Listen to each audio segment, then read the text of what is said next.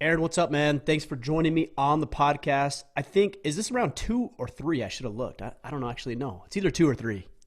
Yeah, no, thank you so much for having me, man. I'm excited to come back on. I've been seeing some of these guests. I'm like, man, he's totally he's outkicked this coverage with me. Well, just with just myself in general, man. Like even sometimes I look at my lineup and I'm like, why did these guys agree to come on? I don't know what. Maybe I'm just a good salesman because if they knew how it really was, I'm not sure they'd agree to do it. No. It's amazing, and so I appreciate you coming down and slumming it with me for an hour. I It's don't great feel to that see you way at again, man. all. In fact, I got to tell you, man, and I told you this last week. I attribute a lot of our early success to you and your willingness to talk about what it is we were doing when you had no reason to. Uh, Man, you put yourself out there to be able to share what we were doing. And in fact, I don't know if I've ever told you this. I saw I don't know if it was I think it was our website explode. It just like the amount of visits just exponentially exploded within a few minutes of you sharing an article that I had drafted for the Menfluential conference that I first attended. And Yeah, no, you it was kidding? your share that launched that up the way it did. Well, there aren't many people that were writing nice things about me, so I'm like, oh yeah, let's let's share this. Everybody else wants to punch me in the face. Ryan That's for what I was something thinking, good. man. I was thinking, you know what? If I can just appeal to his vanity a little bit, maybe he'll share what we're doing, and we're off to the races. That's all it took, and then everybody shared it, right? All the guys that you That's talked right. about, they were like, "Oh, this is Yeah, great." man. I'm excited That- about this conversation because, believe it or not, this will be one of the more controversial podcasts, and the reason I say that is because it's amazing to me how often I hear guys say, "Real men don't care about the way they look."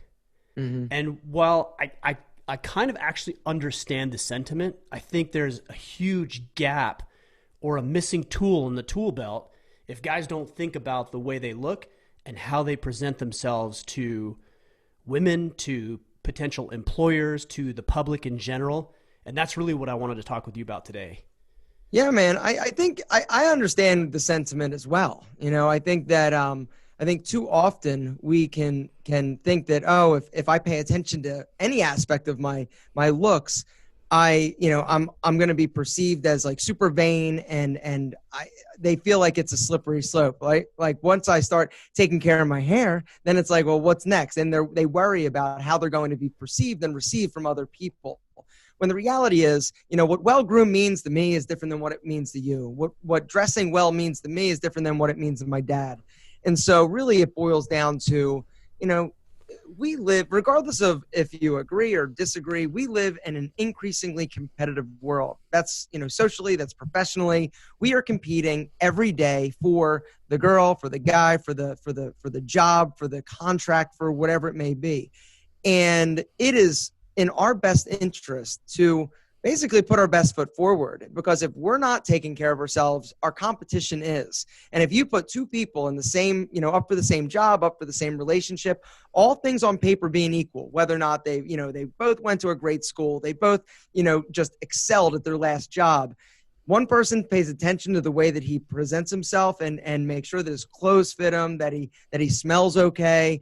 The other person doesn't 100% of the time. The guy who took the little bit of time extra that morning to get together and make sure that he looked good and presented himself in the best manner possible, he gets the job, he gets the girl, he gets the agreement, he gets the sale 100% of the time, as opposed to the other guy. But I understand. I understand that when you think, oh, I shouldn't worry about that. I don't know if that's 100% true. Yeah, and it's interesting because I don't think it's mutually exclusive, or I don't think you focusing on your skill set, let's say, has to come at the expense of you just improving your style, improving the way that you look a little bit. But I think the disconnect, and it was for me for a lot of years, is that when men hear style or they hear fashion or they think about the way they look, what they immediately jump to the conclusion of, especially those who have never even considered it before, is three-piece suit, which in a lot of context would be completely inappropriate and doesn't mean that you're dressed well for the occasion. Absolutely. No, this is absolutely true. But it's interesting, right? I mean, I look at you. I look at your evolution, And, it's about being, sort of specific and purposeful with the way that you're presenting yourself. And so when I first met you, your beard was smaller, right? And then it grew and it got really big. Well, there's something interesting that happened. You cut it off or you cut it down, a little while ago. And it was amazing and this is just me, my perception. If I'm somebody who doesn't know you, having a beard is great, right? It symbolizes, strength. It can make you look more masculine. But a super long beard can become very polarizing, right? And it can give a different opinion or different impression based on the person that is receiving that. And so by you having the long beard, you were eliminating certain people from, tuning in or believing or buying into what you were talking about, because they automatically had a preconceived notion that somebody with a long beard or somebody that was a bit, more had the illusion or the impression that a little bit more, I don't know what the impression is, but I mean, Eric Banholtz, another one of our friends, same sort of thing. A beard, can when it's worn can be almost like a you're wearing confidence, but there comes a point at which it becomes that switch flips and it becomes a bit more polarizing. And so by you cutting it back, you actually now are more, you appeal to more people, I think, in terms of, your aesthetic, but it was purposeful. There's a reason why you dress the way that you do. There's a reason why you wear that hat. There's a reason why you're wearing boots. It's very purposeful. And that's sort of, I guess, the takeaway is that it doesn't have to be double monk straps and three-piece suits. Whatever your style is, it's about identifying something that makes you feel great about yourself, that you feel confident wearing. But it doesn't mean that you've got to, gel your hair up and tweeze your eyebrows. It just means that you're paying attention and being deliberate and purposeful about what you're wearing, because you understand that it is your brand. Our outfit, our style, the way that we present ourselves, the car that we drive, this is our personal packaging. Just like, Nike is branded and everything in our society has a branding. There's a reason why you go to a Ritz-Carlton and they charge a certain premium versus a Howard Johnson or a Motel 6. They do and serve basically the same purpose, but one has a different, sort of you associate more higher end. Now, granted, it is higher end, but they both serve the same purpose. But it's about the branding that makes a big difference when it comes to your style and the way that you're received by others. Brand is a really interesting word, because I think, you and I get that. I think people in similar industries would get that. But a lot of our listeners, I think, would associate the term brand with trying to gain the approval of others, trying to gimmick, for lack of a better word, your way into, or fake it till you make it. And when I hear brand, I think this is about influence. And every guy listening to the podcast wants to be more influential. Even if it's with his kids, I just want you to get your dishes done. or your wife. I want to lead and inspire you to improve yourself, or your employees who you want to get just that much more production from. These things are all part of your brand and your level of influence. One thing I think about as you talk about this with the beard, for example, I tend to be very pragmatic, right? So the things that I wear, the way that I have my beard is very practical in application. And so the reason I decided actually to trim my beard back in large part was due to Brazilian Jiu-Jitsu. Like, it was just getting yanked on and ripped out and pulled on. And I think that's one of the factors that you ought to consider when you're worrying about your style and caring about what you wear, is how pragmatic and practical is this, but still look good in the process. Carl, I can't remember his last name right offhand, or even pronounce his last name right offhand. Yeah. We were talking about him last week. Yeah. Murawski. Murawski, there you go. Works on the railroad, blue collar, yet still looks good, but still fits the accepted norm for his industry and his chosen profession. Absolutely. And something else that I think about, and when I used to, the way that I got into talking about style, it was really from, I had a fitness center that closed, and there was a friend of mine who, or a client who wanted to go out on a date. He just didn't know what to wear, but he wanted to look good. And so he asked me, he's like, hey, do you know, what I should wear? I said, I don't know, but why don't I come over, see what you have, and we'll go shopping, and you need to get your hair cut and be well groomed. But this was the start of sort of an image consulting business. I didn't realize what I was doing. But the interesting thing, and what I would always do when guys would approach me and say, well, I don't know, it's not, I shouldn't be paying attention to this. It's not important. Do you want your significant other, or your wife, your girlfriend, do you want her to take care of herself? And the answer is, undoubtedly, yeah, it's a show of respect to some degree. It's a show of just caring about yourself. And Aaron, can I interject right there with one thing? Yeah. I would also say, yeah, it's a show of respect. Completely agree. But also I would say this. Do you want your wife to listen to you? Like, I do. I do. Sometimes she does. Occasionally it happens. Do you want your kids to pay attention? Do you want your client to buy your product? Yes, those are the things that you want. And the way you look isn't all of it, but it's a part of it. No doubt it's a part of it. If you're dressing in your pajamas and you don't ever groom yourself, or look good or smell good, your wife is going to pay less attention to you. She's going to be less influenced by you.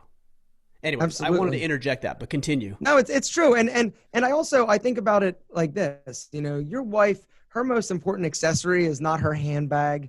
It's not her shoes. It's the man whose arm she's walking into a party or an event or dinner with. And so you are representing, her as well. And so, you want her to take care of herself, I'm sure, and smell good and not be a savage. And she wants the return from you. Unfortunately, women don't have the ability very often to explain this to their men because, they know that we as men a lot of times have fragile egos, right?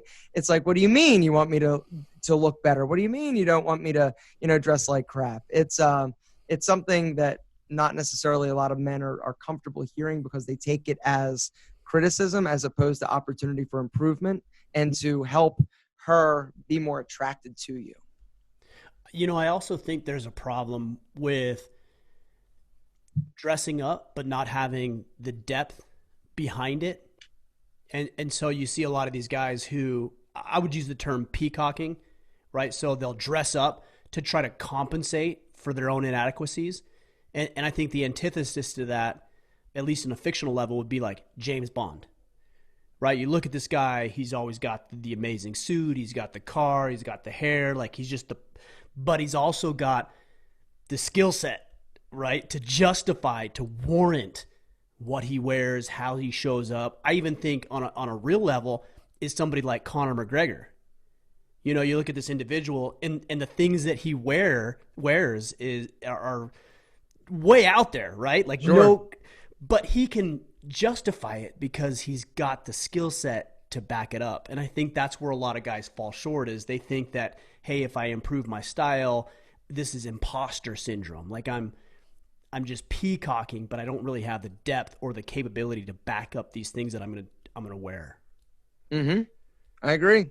I don't necessarily, I think it's interesting. Whenever I would work with somebody, typically it was not, when you think about upgrading your style, it's not about, going from A to Z. It's about small incremental things that you can do different or a little better that will have a dramatic impact on the way that you come across and the way that you present, everything from, the fit of your jeans, slight little things, or choosing, higher quality shoes that are going to not look super cheap, shirts that fit you better, that are, a color that, isn't going to be super offensive. It's all these small little things that people aren't necessarily going to call you out. Because that's the other thing, Ryan, that a lot of guys are worried about. They're like, well, if I start paying attention, if I start doing this, other men are going to notice.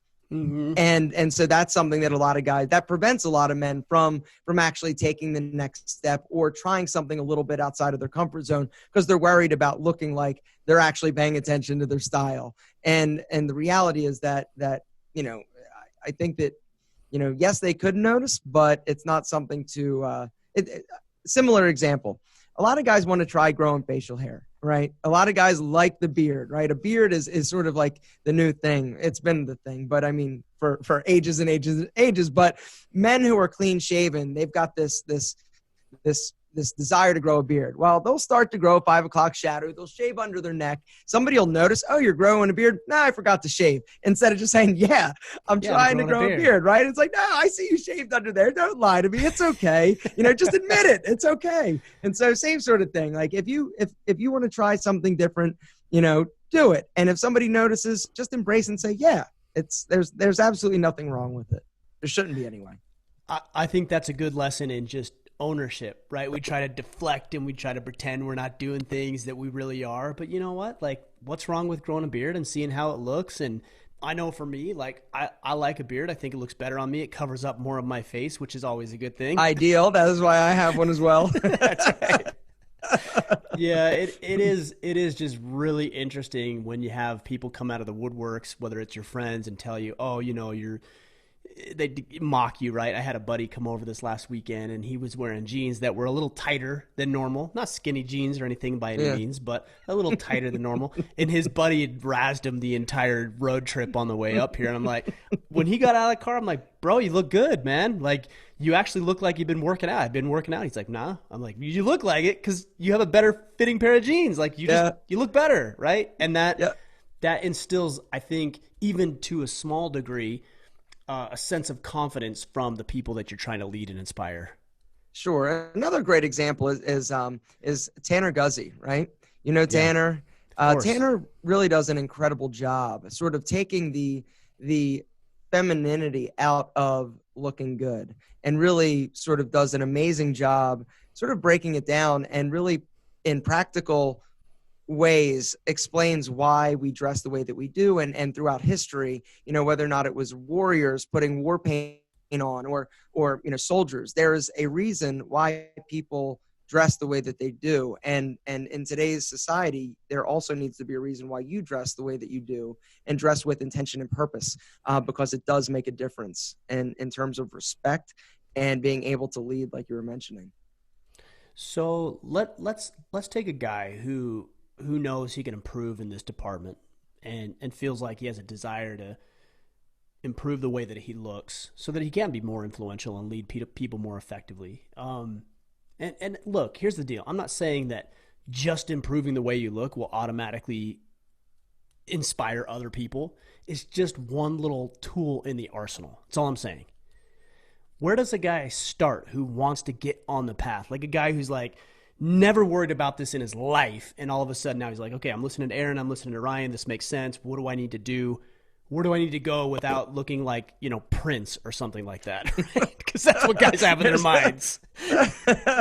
There are certain stores, I think, that lend itself to a more sort of a good aesthetic that's not too like over the top. A store like, and I'm just going to use these two, like the Gap, Banana Republic, even J. Crew, some department stores, some basic stores that sell the basics. It's not about wearing skin tight, pants or, sequin shirts. It's about just finding, first off, clothing that fits you better, that's cut better, because that's the thing. There is a big difference. And the beautiful thing in the time at which we live now, stylistically speaking, is that, it used to be 10 years ago that everything was cut the same, whether or not it was shirts and pants, you went in and you were either a small, medium, large, or extra large. Well, with the idea that people are getting more interested in wearing clothes that fit them better and they want to look better, designers and manufacturers have realized, okay, there are different fits. And so now you can find slim fit and skinny and straight low rise and athletic, and there are a lot of different options. And so really finding clothing and identifying what body type and structure you have, and then finding clothes that fit you the best and most appropriately. And so I would say start at the feet and work your way up. Great, get a pair of shoes that you like, that you love. In terms of sneakers, it's hard because depending on the audience, depending on what you are, I mean, the first pair of shoes or the first pair of jeans that you buy, that's really going to be determined upon, your lifestyle and what you're into. But there are, I would say, start at the feet and work your way up. A great pair of jeans, a nice pair of shoes that are sort of higher quality, because in shoes, oftentimes and boots, you get what you pay for in terms of quality. And I would rather somebody invest a little bit more money and stretch their budget slightly to get a higher quality pair of shoes or boots that's going to last you, 5 years, 10 years, versus something that's just cheap and it falls apart in 6 months. Quality is a big deal, and making sure that you're buying clothes that are going to last you, not just the season, but actually for a few years is also important. I've noticed with boots specifically, like I have Origin boots, they're bison leather, they're incredible. And I've had boots and I've worn boots for a lot of years. The better that you take care of them actually, and the longer you wear them, the better they look too. Like if you're willing to invest in the way that they look, you condition them, you keep them clean, they look better, they feel better, they're going to last longer. It's better to invest in these types of things than just take the cheap and easy route, or even worse, have your wife pick out your clothes. Yeah, that's something that that's even, yes, exactly. Even worse is don't let style is nobody's responsibility other than your own. And I think that that's something that you just need to understand, is that you need to take ownership in what you're wearing and making sure that you figure out what you like, because oftentimes you'll see, a lot of women who will be married or with somebody who doesn't like to shop, they'll go shopping and just buy what they see their friend's husband's wearing, or what's on sale, or what they think the man should be wearing. And they've got their own problems trying to figure out what looks great on them. They're not worried about you. They're just going to buy you, whatever stuff that's good enough. And unfortunately, it's not going to be your taste. Chances are it's also not going to fit you ideally. And so go to the store. The reason why store clerks are there to help you. And so if you're not sure what pair or what style or what fit of jeans is going to work best on you, ask them, ask for assistance. Take a few minutes, take a half hour to try on a bunch of different pairs. A lot of times with shopping, and I understand this because it can get a little bit overwhelming. You're there for 30 minutes and you're like, all right, get me out of here. I just want to leave. You just want to go in and get what you want to get and then jet. But when it comes to finding specific key pieces like a suit, like, slacks, if you're wearing them to work, like a pair of chinos or pants that you're going to be wearing on a regular basis, even jeans, is take the time. If you need to break it up into different shopping sessions, do that. But just take the time and don't rush things, because it's going to be the difference between you actually finding something that fits you amazing and that you love, and just wearing something that's okay. One strategy I found that worked really well is if you find a pair of jeans or a shirt or a pair of shoes or whatever that you like, that fits you good, that looks good, that instills a sense of confidence in yourself, buy 5 color variations and you're done. Like for the week, you've got a pair of jeans for every week because you've got 5 different washes that you can wear, and it eliminates time. It eliminates the frustration. And then just keep buying that pair, but in different color variations. Yeah. I wear the same jeans every day. That's like literally the right. Same jeans. That's a thing. You don't have to, get that one pair that fits you amazing, that looks great. And it's going to be the most versatile and highly worn pair of, or item that in your wardrobe. And so, yeah, you don't need the frustrating thing though, is when they discontinue that pair and you're like, damn it, they don't have that same style that I've been wearing that I really like anymore. Bootcut jeans. When bootcut jeans went away, I was freaking out, because I was the guy that was wearing bootcut jeans longer than I probably should have. And when they started to discontinue those, I was freaking out, literally. And so, yeah, I understand what you're saying, Ryan. It is a sad day when the bootcut jeans went out of business, or went out of style. So how does a guy assess himself? All right, so you're looking at yourself and you're like, yeah, I look pretty good, but you probably don't, right? So how do you objectively assess whether or not what you're wearing? Because look, with the beard, when I had it long, just to go back to what we were talking about earlier, I was like, this is cool, it looks good, I like it. And now that I have it short, I look at pictures, I'm like, look at that freaking rat's nest, that was ugly. But I didn't know it when I had it, or I was being delusional. How do you assess yourself? Assessing yourself is tough, because that requires you to, basically be honest with yourself. But getting advice from other people or asking for feedback is also, I'm not sure which is harder, being honest with yourself or asking for feedback from people that you know. If you're secure in yourself and you've got somebody in your life that you maybe like their style, maybe it's a mentor, maybe it's a coworker, ask them for advice, ask them for feedback. I think that that's one of the things that stands in a lot of men's way. They feel like I either should know how to do something, or if I ask somebody, I don't want to be laughed at, and you don't actually, seek seek help because you're so fearful of what somebody else is going to say. And the truth is, it's style. It's not that serious. If you've got a friend, a coworker, somebody that you respect, somebody that you like their aesthetic, ask them. Now, of course, you don't want to ask, if you're a denim jacket, jeans and a flannel shirt type of guy, and that's your style and your aesthetic, you don't want to ask the guy that's wearing skin tight sequin, shirts at work, because obviously that's going to be a disconnect. But it's about finding somebody that you can actually ask for feedback. And then maybe, put some clothes on, take some pictures of some items that you wear and send them and say, hey, what do you think of these? Do you think these are good? Do you think these are bad? Do these fit me okay? But that I know is going to be very hard for a lot of people to do. It is hard. One thing you bring up the sequence. One thing I've been very, very aware of is I call it like bedazzled, where you see these guys who wear, sequin shirts or big flowery pockets on their jeans. And I'm like, guys, I appreciate the effort. Yeah, I True really Religion, do. man. It was one brand that True ruined jeans. Religion. Yep, exactly. True Religion, Affliction, all those like butt bling, I used to call it. But yeah, butt bling. Yeah. Yep. No. And the other thing is, if you go simple and classic, you don't worry about like a lot of patterns. Stay basic with your color scheme.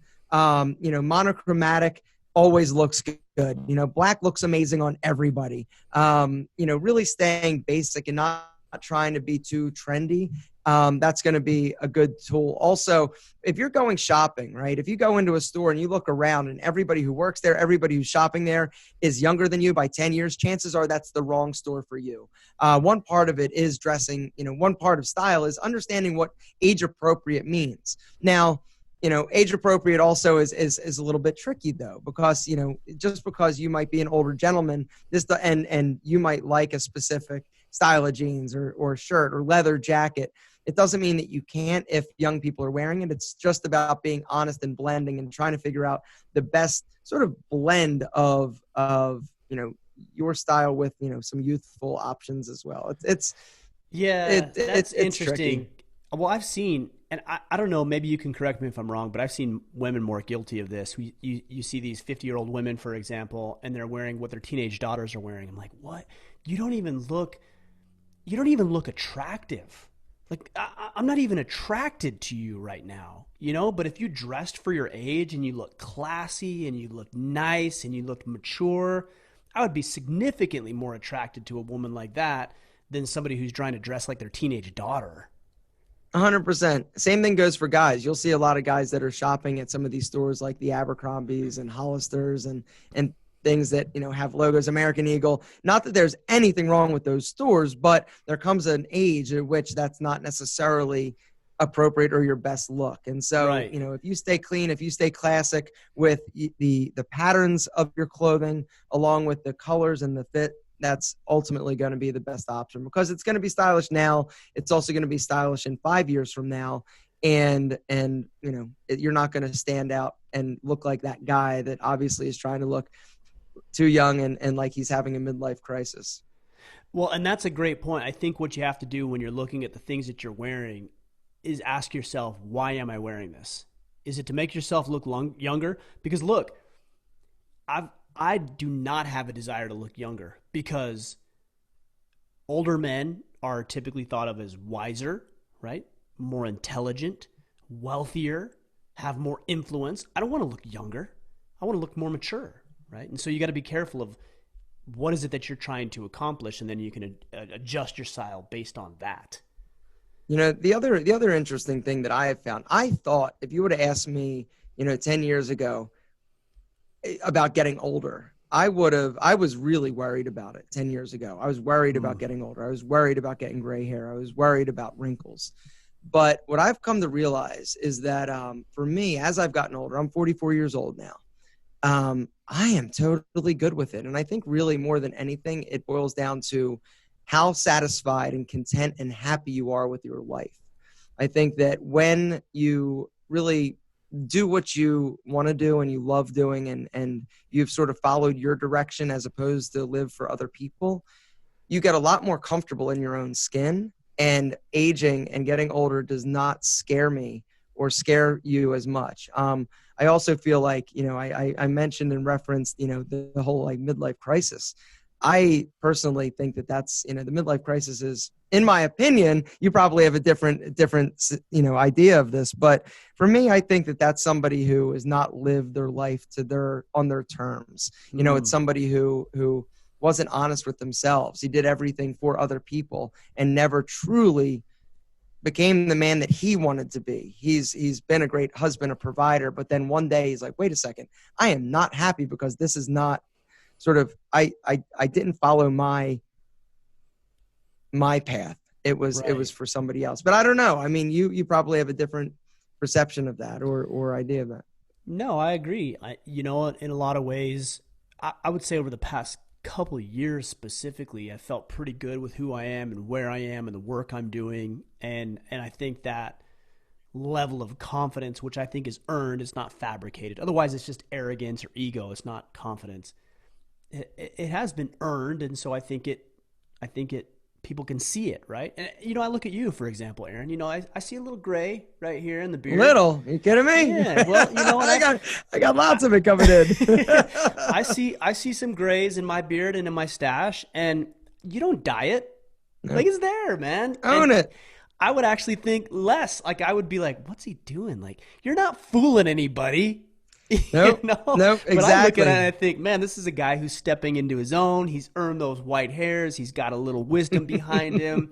And so I can respect and appreciate that rather than trying to cover it all up, Yeah, and it's about taking care of yourself physically. Regardless of the age that you are, if you take care of your body, you exercise every day. I'm a firm believer that you should exercise every single day, whether or not it's for 10 minutes or 30 minutes. Exercise for me was the single best thing that's ever happened to me in terms of my confidence. But it also helps you in every single aspect of your life. Take care of yourself, eat right, don't smoke, don't do drugs, don't drink in excess. If you take care of yourself, your body will show. But if you, take your shirt off and you take, your clothes off and you look like hell, I can pretty much tell you what your lifestyle has been like, or a pretty good, estimation of what you've been doing. And so, take care of yourself physically. That is going to be and make the biggest difference in terms of you aging gracefully or not. Right. And your clothes and the things you wear certainly are going to fit better on you. They're going to look better on you. It's just better, for sure. And in addition to everything else you're talking about. All right, so here's what I wanted to do. Okay. I want you to give me an honest assessment of now, don't judge me on what I'm wearing today, because I've been working out, okay? I just got done with my training, so don't judge me on what I'm wearing right now, okay?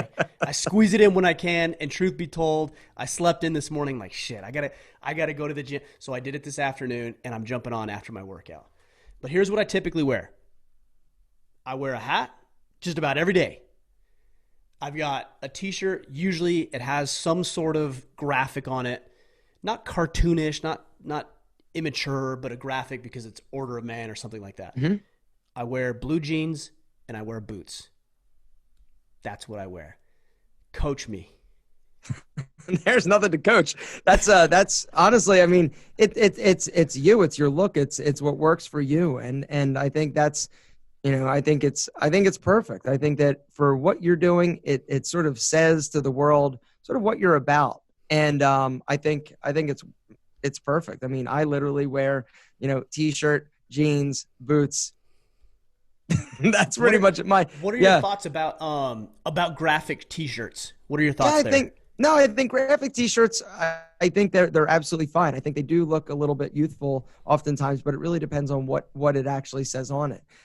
Graphic t-shirts, if you're talking about something with your logo or, something that you're talking about, Ryan, or wearing, that's totally acceptable and appropriate. And I think it looks great. Now, obviously, you don't want to wear that if you're going out to a nice restaurant, but, sure. For general, everyday, this is who I am, I think it works. Now, obviously you don't want to wear anything that is too outlandish or too offensive, because I've seen some graphic t-shirts on the other hand that are just ignorant. And and I think that's something I've got where friends that have swear words on their shirts. I'm like, yeah, they think it's funny. It's not funny. Nobody thinks it's funny. Nobody's laughing. And it honestly is going to automatically make people lose respect for you if you are doing that, or you have pot leaves on your socks or whatever it may be. It's about presenting the package and the person that you want other people to, receive you as. And so, unfortunately, our image is not what we think it is. It's what other people think it is, honestly. And so that's a great statement, because I think this comes with a culture of like the zero F's mentality. I don't give a crap what anybody else thinks. And it's like, we think what we have to say is the most important thing. The way we show up is the most important thing. And what we fail to realize is that people are interpreting what you say, how you say it, the way you wear your hair or a hat or the clothes that you wear, whether you like it or not. And people say, well, that's not fair. It doesn't matter. People Life's are not fair. interpreting Get over that. Exactly. And so you can either ignore it or get your ego in the way and say, well, I don't care what anybody thinks about me or what I wear. Or you could say, all right, this is a factor.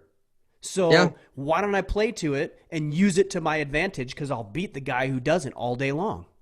No, absolutely. And the other thing is, developing a sort of uniform per se, like you, Ryan, have a uniform. I have a uniform. No doubt. Super successful people like Mark Zuckerberg and all these other, like super crazy successful people, you look at them and you're like, oh, why does he wear this every single day? And there's something to be said for consistency. There's a term called decision fatigue, right? And so one of the reasons why, Mark Zuckerberg wears what he wears every single day is that it's one less decision. He has adopted that look for him. He's the tech, guy who doesn't give an F. And so he's wearing the hoodie and he's wearing the jeans and the sneakers every single day, but that's what he's adopted for himself.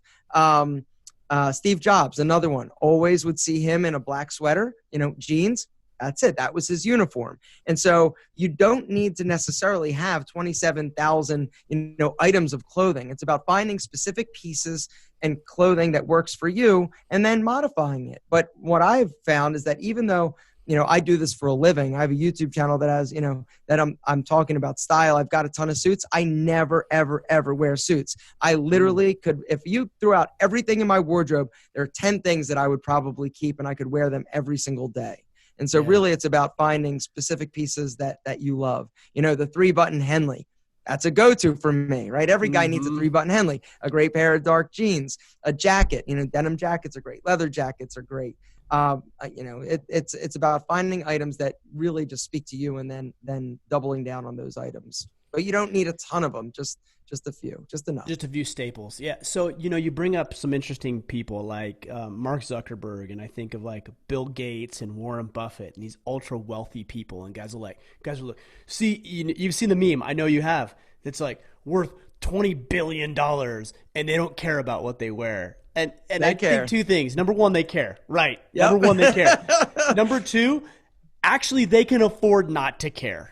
They have, yeah, exactly. They literally have FU money. It doesn't matter what you say. They can, and they also have, they've got the street cred. And like you were saying about James Bond, they've got the chops to back it up. Yes. You walking into a networking event, to meet somebody for the first time, they don't know who you are. They don't know that you may or may not be, the owner of Tesla. These guys have worked really hard and have been afforded the opportunity to, basically wear whatever they want. And what they want is specific, and it is strategic oftentimes. It's funny because, so I'm gonna say something that might be, sacrilegious in our community here. Let's take a guy like Jocko. All right. Mm-hmm. Yep. Now Jocko will say, I don't care. I buzz my hair because I don't care. No. Come on, man. You buzz your hair because you do care. And we know that's why you care. So guys will interpret that like, oh, he doesn't care. No, he deliberately and intentionally picks that style. Just like, opposite end of the spectrum, a Jordan Peterson who wears a nice 3-piece suit that communicates authority and wisdom and knowledge. You're telling me he's not deliberate about his style? It doesn't matter what side of the spectrum or where you sit. These guys care about the way they look, and they care about the message that it's sending and communicating to other people. Absolutely. 100%. Yeah. Jacko, he wants to look like a badass. Exactly. And you know what? Look, I'm not trying to discredit that because, No. like you said earlier, he's got the chops to back it up. But his style is congruent with his message, is congruent with his lifestyle and his experience and his expertise in his chosen profession and field. Absolutely. And I think that's what I think every guy's goal should be, is to find the congruence between what you feel that you are and the style that you actually choose and adopt for yourself. But you're right, Jordan Peterson, same thing. If he was wearing a graphic t-shirt and he was wearing jeans and boots, would people take him as seriously as they do? Maybe, probably not though. Yeah. Yeah. So what particular items communicate different messages? Like is for example, is there an item that, like a suit, let's take a suit. What does that communicate versus a pair of jeans versus a button-up shirt over a t-shirt? Like, are there certain items that communicate certain things? Does that make sense? Yeah, and I think that it's pretty obvious, right? A suit definitely does command respect. A tie also. It's funny because for a while, when the '80s happened, business casual sort of became like the thing, right? People didn't dress Mm-hmm. up anymore. Everybody was like, whatever. Sales are up. Money is good. We can wear whatever we want. The tie went away. Pleated khakis and button up shirts was the norm. But then in the late 90s, 2000s, people started actually taking care of themselves a little bit better. And then, as of now, people I think really are doing a better job paying attention and dressing up out of a sign of respect. Not only for maybe the position, but the themselves. And so, a suit, obviously it does.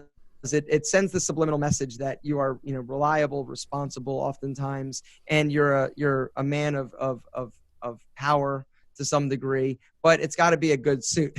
I should say, it's got to be a suit that actually fits you well, because regardless of what you wear, it doesn't matter how amazing or how expensive or how whatever. If it fits you like crap, it's like, forget about it. It Right. doesn't. You It just doesn't under do what you want.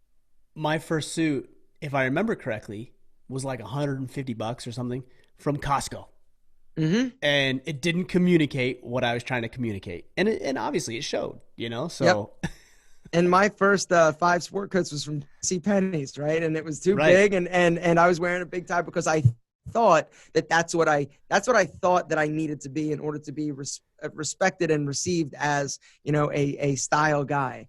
But then as I got more comfortable in my own skin, my style evolved to a more casual, sort of, not bad boy, but that's kind of cheesy, but something a little bit more low key, a little bit more edgy with just jeans, t-shirt, leather jacket and boots. That's what I wear literally every day.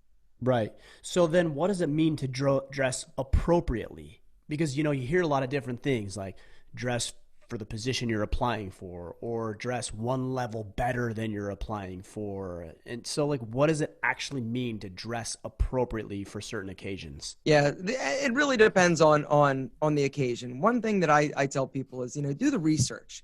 If you're going to a job, figure out what the corporate culture is, but when you're there, you want to make sure that you're putting your best foot forward, right? And so even though you might not necessarily wear a suit on a daily basis, you want to make sure that is, you want to dress in a manner that is going to be respectable, because a lot of times, that's as good as it gets. If you're going in for a job interview or on a date or whatever it may be, people know that that's the best that it's going to be. Everything else is going to be sort of less than that. And so when you're going into an environment where you're not sure, I would always err on the side of dressing up slightly as opposed to dressing down. In terms of what appropriate is, it really, really does depend on the situation, the event that you're actually going into. But even if you're going in for a job interview at McDonald's, wear a tie. You might not necessarily need to be in a suit, but wear a tie. Show the person that you're going to meet that you respect the situation or the position that you're going for and or into, and it does send a message that you are respecting yourself as well.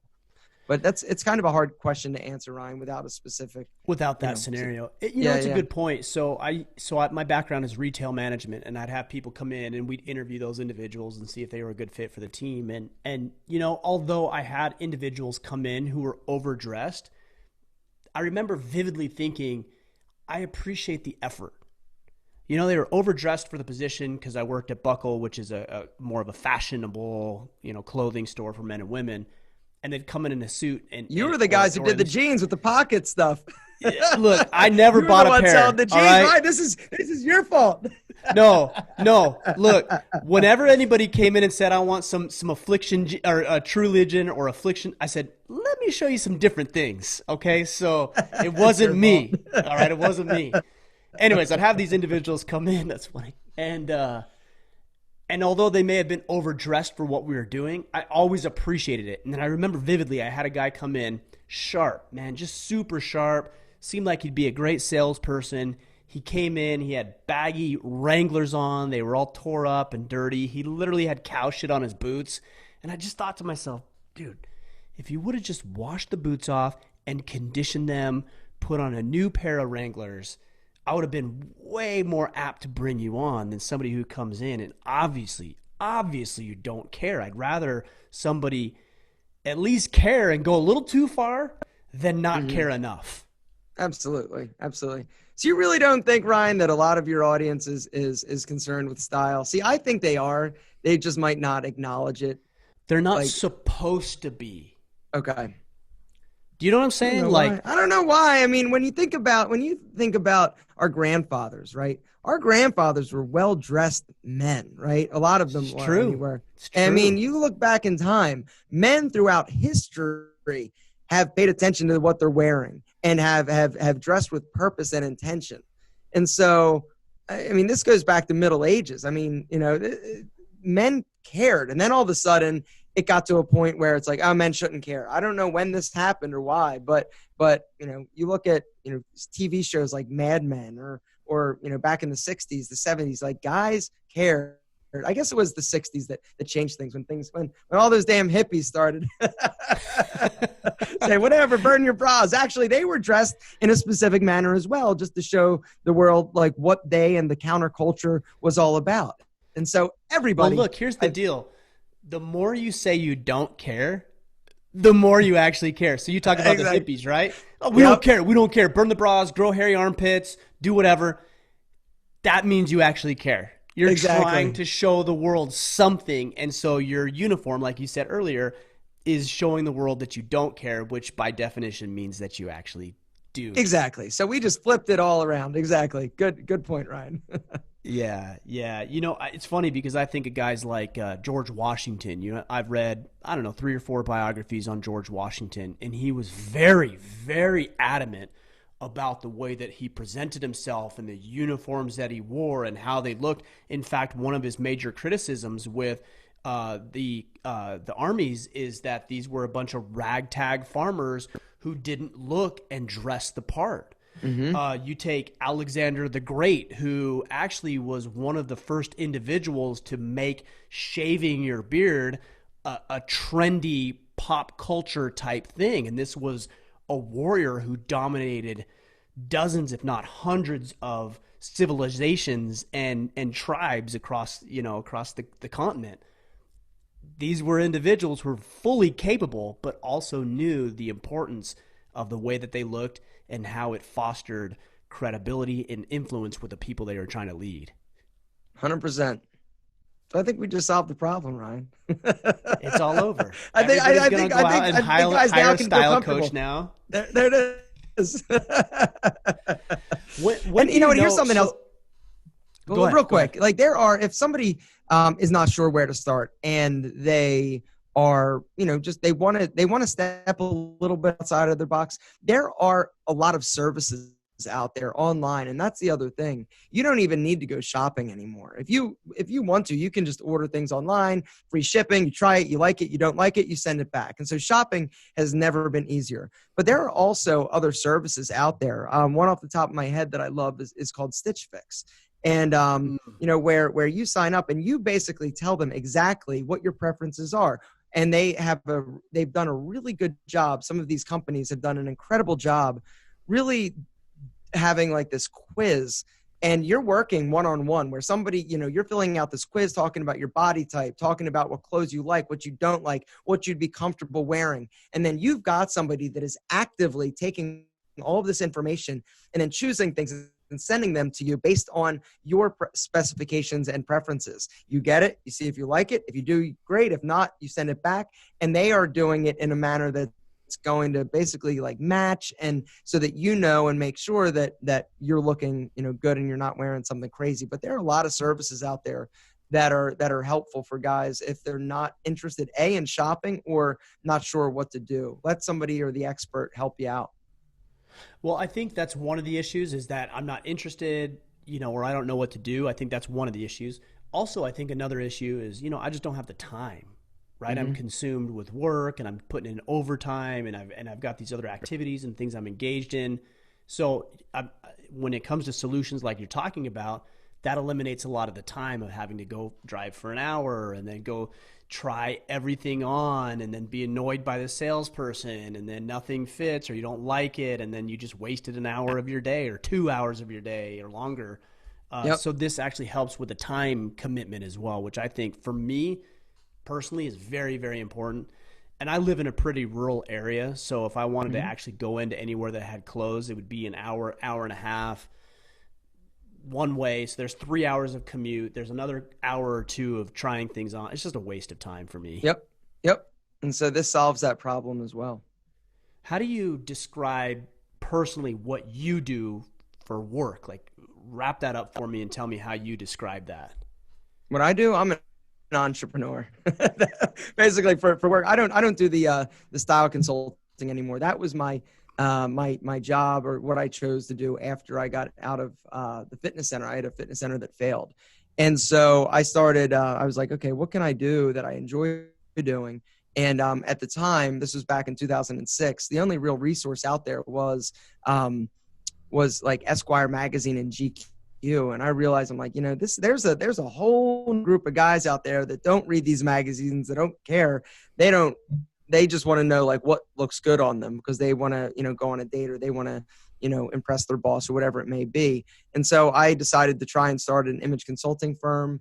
One thing led to another. My wife gave me a video camera. In 2008, I started posting YouTube videos. And that was when sort of everything changed. And a lot of my services that at the time I was offering to guys who would fly in from around the country to work with me for the day. And I'd take them shopping. I'd take them to get their haircut. And it's funny because they felt more comfortable around me being a guy, just another guy that just happens to know more about, jeans and footwear as opposed to football. And it's just always been something that I've been interested in.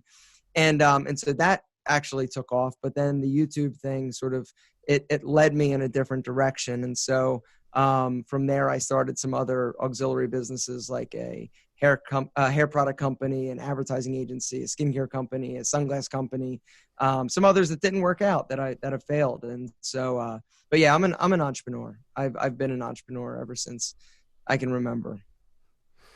That's what I like do. that. And no, I like that. And one of the things I really appreciate about what you do and being able to follow you and know you over the past almost 6 years now is to see your ability to adapt and evolve and pivot and reach out to new spaces. Some works, some don't. I think more guys can take a lot of lessons from that, because we get stuck in these paths and we think, okay, this is what I have to do. If I were to rewind 6 years ago and you said, I'd be having conversations like this and doing what we do, no way would I ever believe that. But I just took one step and then another and another and another. And some things I'm like, yeah, I don't like that, or that didn't work. And then you pivot and you adjust. And that's what I've seen you do. And it's very inspiring, and it's helped me propel my own business forward in a way that's been meaningful as the climate changes, as I mature, as I have different new interests. It's just seems to be a pretty good way to run a business, let alone your life. Yeah, no, I agree. And it's something where I think I mentioned this the other day, Ryan, that if you would have told me like 12 years ago that I'd be making YouTube videos and selling hair product, I would have punched you in the face, because from the age of 12, the only thing I ever wanted to do was own a fitness center. And so, and then when that was taken away, I had to file bankruptcy. It was just a big nightmare. At that point was my lowest point. I was driving a beer cart, and the worst part about that time in my life, this was back in 2006. It wasn't that I was broke and bankrupt and driving a beer cart. It's that I didn't know what plan B was, for me, the type of person I am, I get tunnel vision and I focus on like one thing. And that's, all my attention, all of my thoughts, all of my passion goes towards that. Well, when that was taken away from me, I didn't know what was next. And so that was for me, the worst thing that I could possibly endure, was not knowing what my dream was anymore and what was going to mean success. And so what I tell people, and the one thing that I've learned, if not anything else, is that success doesn't always look like what you think it should or what you want it to. And you've just got to be smart enough to allow the universe or your faith or whomever to sort of open your eyes to the opportunities that are presenting themselves that you need to sort of scratch, and pull that thread and understand that sometimes, even though you may want something really bad with all of your heart, it might not be what ultimately is in the cards for you. And it's okay to adjust and adapt and change and pivot, like you were mentioning, Ryan. So take me back to your beer cart days. You're doing that. Your wife hands you a camera. Why would she do that? Like, what did she see? The camera, that's what I did. She just didn't know what to get me. And so what do you get? So it's just a gift. Is that what it was? Yeah, it was literally a gift. It sat in the box for a year before I opened it. I'm like, oh, she wants to film and get freaky. I'm like, this is cool. That wasn't the case. I'm fully into this thing. Yeah, exactly. I'm like, yeah, video camera, awesome. And so no, I'm not a tech savvy individual. And so that camera sat in the box. She just didn't know what to get me for Christmas. And so it literally sat in the box until I believe it was around August, when I was like, I'm going to see if I can figure out how to make a video and post it on YouTube. I had only been on YouTube probably 3 or 4 times. This is back. Was it fitness related? Is that what it was? No, initially? It was style related. It was style related. Okay, By this point, I was out of the fitness. I'm like, get me away from this. And it was the image consulting. Now at that point, I was still moonlighting as a personal trainer, going to people's homes just to make ends meet. But yeah, no, it was. Let me put some videos out there and see if there's an audience for this. And honestly, it was interesting because I didn't know that there was going to really be an audience. But I posted that first video where I was dressed up in my black velvet jacket and my big knot, and I was standing there and I'm like, hello, my name is Aaron Marino from Alpha M Image Consulting, and I want to talk about style. If you've got questions, let me know and we'll answer them. Well, I got a question from a guy who was the heavier set guy. He said, hey, I'm a big dude. I don't know what pants I should buy. And it was at that moment that I was like, this is it. I finally felt validated. I felt like I had a voice, and I felt like I mattered again. And so that was what just kept me going for the past, since 2008 when I started. And I don't think there'll be a time, at least none that I can think of, that I won't be, to some degree posting videos or content online. I mean, you're so good at it. You're so good at it. And I know you'd probably say, you developed that over years and years and years of articulating it, and probably thinking about that first video you did. You probably don't even want to think about it. It's not up anymore. Like yeah, mine is actually. My first video is up. I left it up because I'm like, guys, please don't go back and watch that video. It is there. Just don't go back and watch it. Okay. But I actually had a very similar experience when I started podcasting. I was doing a podcast for my financial planning practice, and I thought to myself, I'm going to put this out there, see how it does. Podcasting was kind of cool at the time.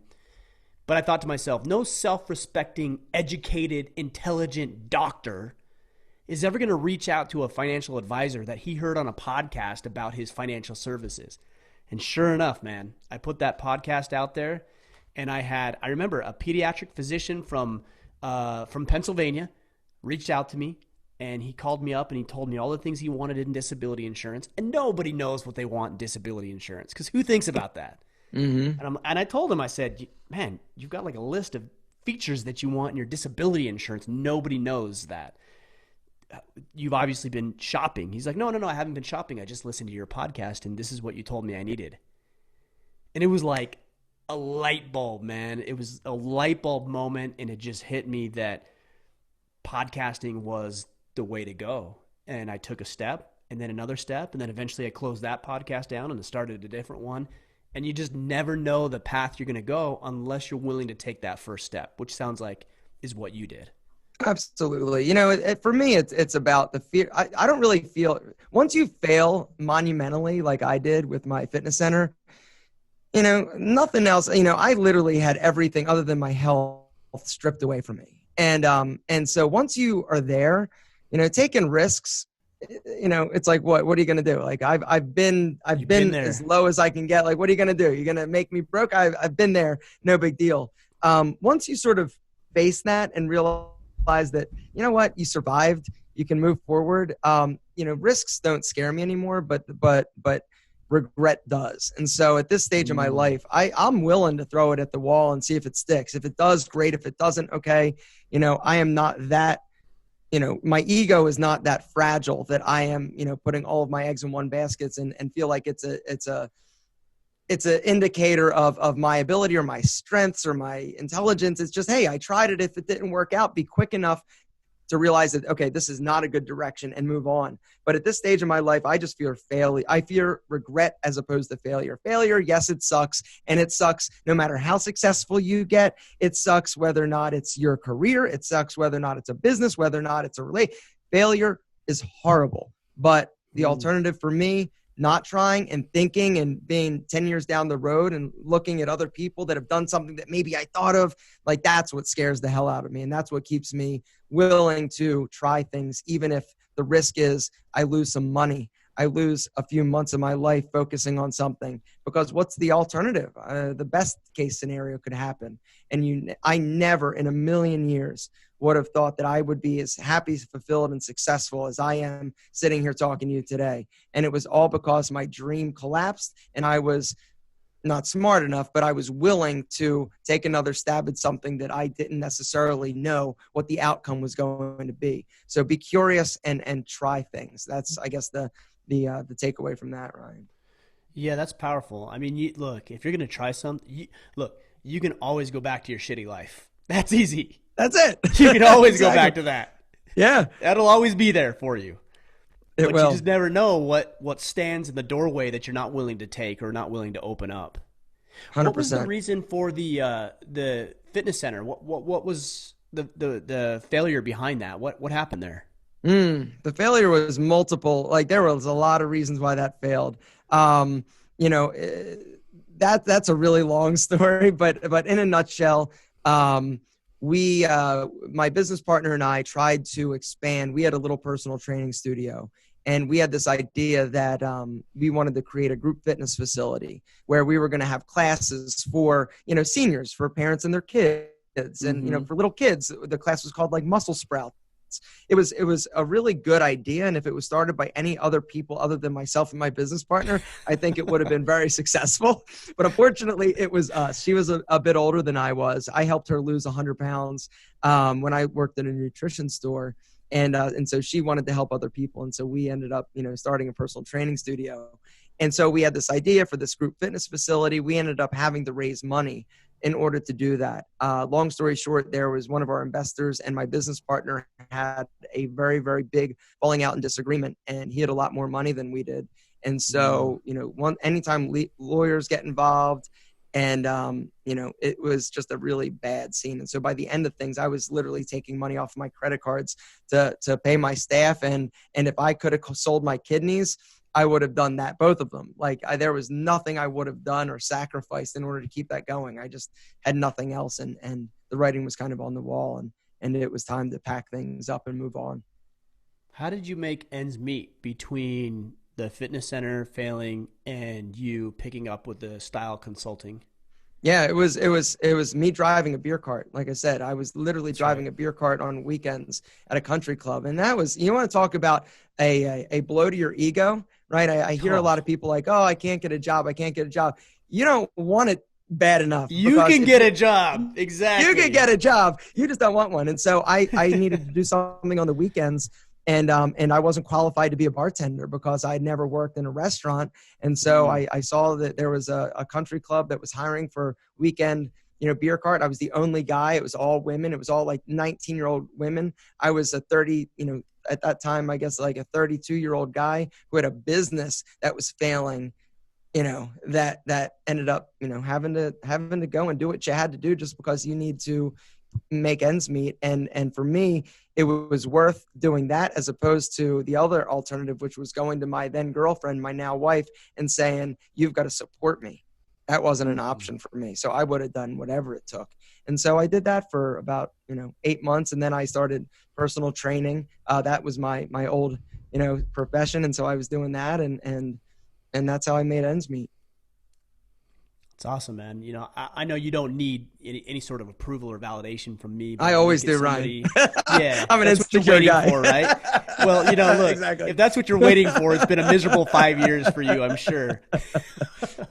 Look, what I wanted to say is that, I can really respect and appreciate that. I think there's a lot of guys who have, their pride is so swelled up that they're just not willing to do what it is they need to do. And they're willing to be losers for the sake of their pride and their arrogance. And so when I see a guy like yourself who's been ultra successful at multiple different ventures, be willing to share and talk about how you weren't always there, but you did what you could do and what you needed to do to make ends meet, I really, really respect that for sure.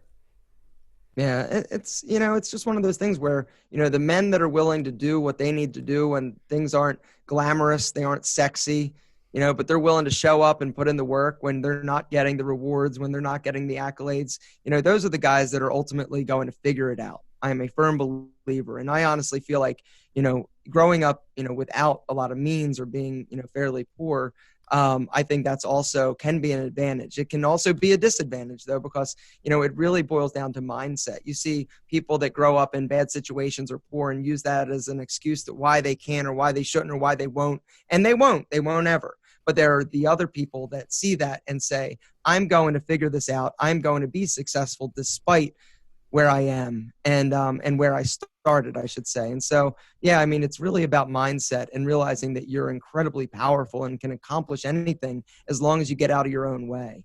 And I think that's really something that a lot of people need to do is shut up, sit down, do the work, and get out of your own way. And don't expect somebody else to hand you shit because they won't. That's a great place to wrap up, Aaron. I want to tell you again, I appreciate the friendship that we've had, what you're doing from leading from the front and how you run your business. How do guys connect with you if they want to learn more about what you're doing specifically? Yeah, easy. Just go to alpham.com. That can give you a rundown of all my businesses and a place to contact me if you've got any questions or anything you want to throw at me. Right on, brother. We'll sync it all up so the guys know where to go. Again, appreciate your friendship. Appreciate what you're doing, leading from the front, and I appreciate it. And just for everybody out there, just for everybody listening, I had the pleasure to meet Ryan a long time ago when he was just starting this, and to watch the movement that you have created and the passion. And, I see a lot of guys throughout the years with this conference that we keep referencing. I've seen thousands of guys. Everybody there shows up with amazing intentions. They've got a plan. They're going to do this. They're going to do that. You leave the event and you're super charged up. Oftentimes, probably very similar to some of your events, Ryan, right? When you come and you're immersed in this environment, it's powerful. And it's the people, though, that are able to harness that and actually continue that when they're not around everybody who's patting them on the back and saying, great job, you're amazing, which is why I think the Iron Council that you're running is so important, because it immerses you sort of continuously in this air of, positive, role models and nurturing. It helps people nurture the direction that they're on. But to watch you have been more successful than 99.9% of the other people that I have come across. And it was strictly because of not strictly, but your discipline, your willingness to roll up your sleeves and figure shit out has been amazing to watch. And to see what it's become is just all inspiring. And so congratulations to you. Thanks, for man. all of your success. And it is well-deserved, but hard earned. And so, I don't think that any of us, we don't necessarily deserve things, but the people that are good people that put positive messages out there that aren't looking to screw anybody out of anything, I think these are the people that I'm rooting for, and I've been rooting for you from day one. And so thank you for all that you do, man. Thank you. You alluded to something earlier. You said, I can't remember exactly what you said, but too dumb or something like that. You said earlier to do anything different. And I feel like sometimes that's me and you, maybe it's just like, we're more apes than anything else. And it's like, just just keep doing it. You know, we're too dumb to do anything different, and so Yep. we just keep going, and then eventually it all works out. You know, We're really stubborn. that's right. We That's have the ability exactly to, right. but we're really stubborn. We have the ability to focus and keep doing repetitive tasks without getting bored. And it's the That's same way right. with like diet and workouts. And I mean, it's about doing it when it's not sexy, and Yeah, man. eventually, you know, hopefully you'll figure it out. But Ryan, thank you so much for having me on. It was a pleasure, and Thank as you. always, it was great to see you, man. Appreciate it, brother.